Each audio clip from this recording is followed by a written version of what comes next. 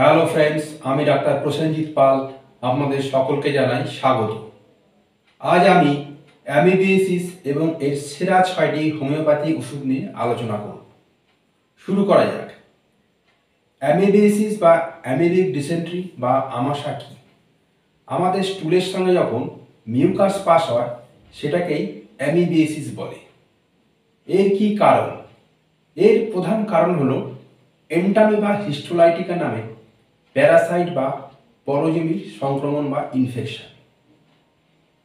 এই Entamoeba histolytica সংক্রমিত বা কন্টামিনেটেড কোনো খাবার, সেটা বাইরের ফল হতে পারে, জলও হতে পারে, অথবা যে কোনো খাবারই হতে পারে, সেটা যখন আমরা খাই সেটা তখন স্টমাকে বা পাকস্থলীতে আসে। এরপরে আসে ক্ষুদ্রান্ত বা স্মল ইন্টেস্টাইনে, এরপরে বৃহদন্ত্র বা লার্জ ইন্টেস্টাইনে আসে। এই লার্জ ইন্টেস্টাইনে এসে এই প্যারাসাইটটা মাল্টিপ্লাই করে, মানে বংশ বিস্তার করে। তখন এখানে যে ইনফ্লামেশন করে সেটাকেই আমরা অ্যামিবিএসিস বলি। অ্যামিবিএসিসে স্টুলের সঙ্গে মিউকাস পাস হয়, ব্লাড পাস হয় এবং পেটে থাকে অসহ্য ব্যথা, সবসময় একটা স্টুলের বেগ থাকে এবং এটা দীর্ঘদিন চিকিৎসা না করলে এটা কিন্তু সহজে আপনার স্বাদ ছাড়বে না। এবার আসা যাক ট্রিটমেন্টে। হোমিওপ্যাথিতে কিন্তু অ্যামিবিএসিসের খুব ভালো চিকিৎসা আছে। আমি এর সেরা 6টি ওষুধ নিয়ে আলোচনা করব। শুরু করা যাক। এর 1 নম্বর ওষুধ, এটা হলো অ্যালোসকট্রিনা। অ্যালোতে আমরা কি দেখতে পাই? অ্যালো মানে এলো আর গেল, মানে আপনাদের পায়খানার বেগ আসবে তো সঙ্গে সঙ্গে যেতে হবে। আপনি কিন্তু স্টুল ধরে রাখতে পারবেন না, আপনাদের প্যান্ট নষ্ট হয়ে যাবে। কিছু খেলে, জল পান করলে সঙ্গে সঙ্গে আপনাদের স্টুল করতে যেতে হবে এবং এদের স্টুলের সঙ্গে প্রচণ্ড উইন্ড পাস হবে, বায়ু পাস হবে এবং এদের বায়ু পাস করতে গেলে, ইউরিন করতে গেলে কিন্তু স্টুল পাস হয়ে যাবে। মনে এদের ল্যাক অফ কনফিডেন্স ইন স্পিনটার অ্যানাই, মলদ্বারের পেশিতে এদের কোনো কনফিডেন্স থাকবে এবং এদের পেটে থাকবে প্রচণ্ড ব্যথা। ব্যথা মলত্যাগ করার পর ব্যথাটা কমে যাবে এবং এদের স্টুলের সঙ্গে মিউকাস পাস হবে, মানে স্টুলের বেগে আপনাদের ঘুম ভেঙে যাবে। এই দিকে দেবেন অ্যালো। এবার আসা যাক দ্বিতীয় ওষুধে, এটা হলো কোলোসিনথিস।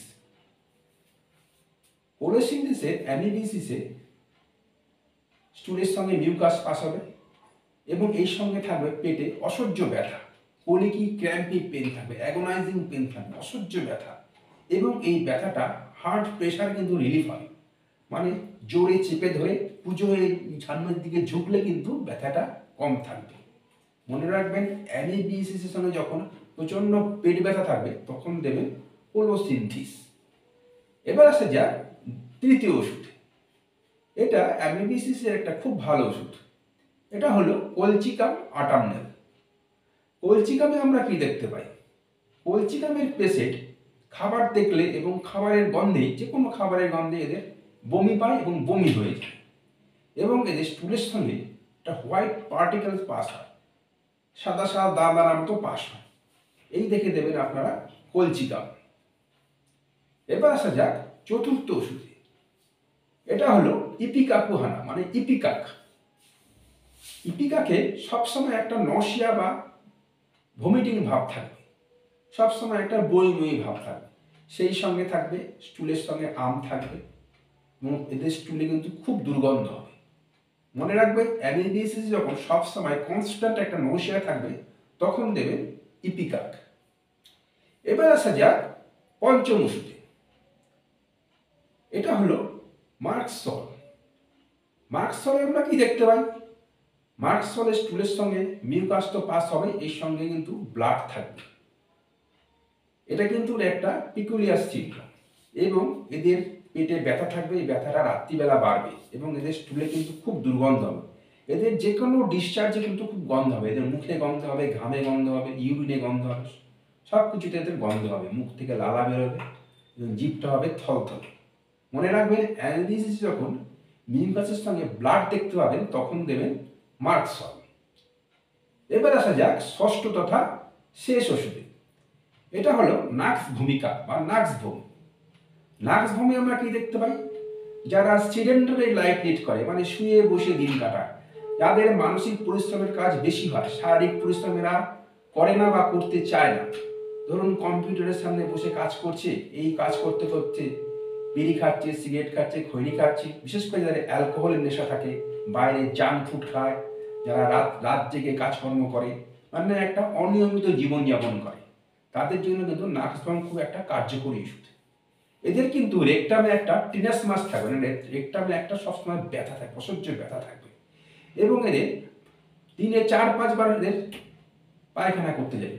পায়খানা করে আসার পর বলবে আমাদের পায়খানাটা ক্লিয়ার হলো।